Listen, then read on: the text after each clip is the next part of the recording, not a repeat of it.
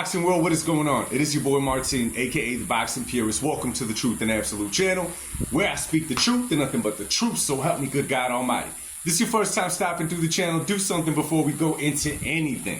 If this is TikTok, make sure you follow your boy. If this is YouTube, make sure you hit that subscribe button. Regardless of social platform, hit that like button, share the video, tell somebody about this video. Let's get right into this one. Yo, guess what, man? It is my favorite and a lot of y'all favorite time. It is fight week, baby. It is fight week, and we got a hell of a card coming up this Saturday. Fly from, I believe it's Queens, New York, right? We got Edgar Berlanga, Hamzah Sheeraz. We got Shakur Stevenson, William Zepeda. We got a stacked card. Puello, Matias. The card is going to be great, but let's get right into this one. I want to talk about Edgar Berlanga versus Hamzah Sheeraz. See, I was looking into this fight, and just last night I was watching Hamzah Sheeraz's last outing against Carlos Adames, which was a Riyadh season fight, which was in Saudi Arabia. Now, I wanted to watch this fight because I wanted to see what does Edgar Berlanga have to do to be successful against a fighter like Hamzah Sheeraz, who could box, who's long, who got a great jab, piston-like jab, could drop you with his jab. What does Edgar Berlanga have to do? Because a lot of us, when we think about Edgar Berlanga, right, we think about a fighter, we think about that crazy, 16 first-round knockouts, 16 first fights or whatever, but we know it wasn't against the greatest of opposition. Nonetheless, it's an accomplishment nonetheless. So I'm thinking, what does he have to do against a fighter like Hamzah Sheeraz, who will find you, who will jab you up? This is going to sound crazy to a lot of you guys, but a lot of what Edgar Berlanga already does is going to help him against Hamzah Sheeraz, in my personal opinion. You see, like it or not, Edgar Berlanga, when he fought Canelo Alvarez, he lost a clear shutout to Canelo Alvarez, but he did have moments of success, and we have got to believe that being in there with a legend like Canelo Alvarez himself and the event in general gave Edgar Berlanga a lot of experience. In his head, he's faced a better opposition than Hamzah Sheeraz, and guess what? In a big picture, it may not look like it, but when we talk about opponent for opponent, Edgar Berlanga did step in there with Canelo, the biggest stage in the world, fought one of the best fighters that there is right now, and they had to give him some experience points for sure.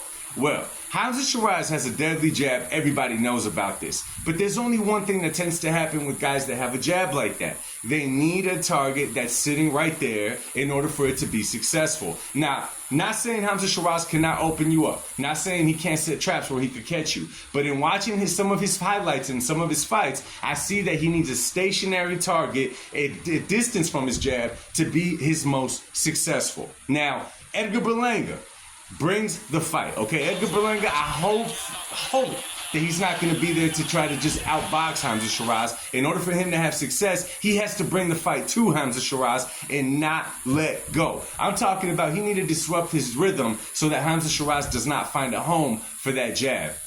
He needs to keep his head moving like you guys saw Carlos Adames. Carlos Adames had success because he kept moving in front of Hamzah Sheeraz. He did not give him a stationary target.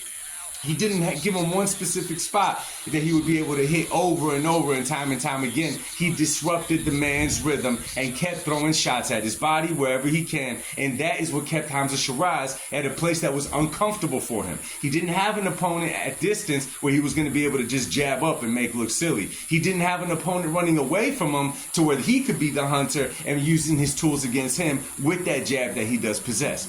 I know that Edgar Berlanga does tend to get hit a little bit more than we would like for a professional stage at this level for the way that he fights. However, I think if Edgar Berlanga, right, is able to go in there, make Hamzah Sheeraz uncomfortable, destroy his rhythm, take away his jab from him, and straight up bully him, I believe that Edgar Berlanga will be able to stop Hamzah Sheeraz going into the later rounds, maybe 9, maybe 10. However, we have got to believe, right? We have got to believe that Hamzah Sheeraz is going to make some adjustments from the Adames fight that a lot of people thought that he lost. Okay, now if you look at that fight, Hamzah Sheeraz had success early on. But as the fight went on, Carlos Adames kind of figured out his blueprint and realized what he had to do against Sheeraz, and then he made it hell for him. If Edgar Berlanga could keep that head movement, okay? If he could, in those moments of exchanges, if he could catch Hamzah Sheeraz first and make him respect his power, he will make Hamzah Sheeraz a little tentative to throw and make him a little gunshot, which I think will result in Edgar Berlanga getting the W win over Hamzah Sheeraz. Let me know what you guys think. Drop it in the comments section. Let's talk about this. Much love and God bless y'all. Peace.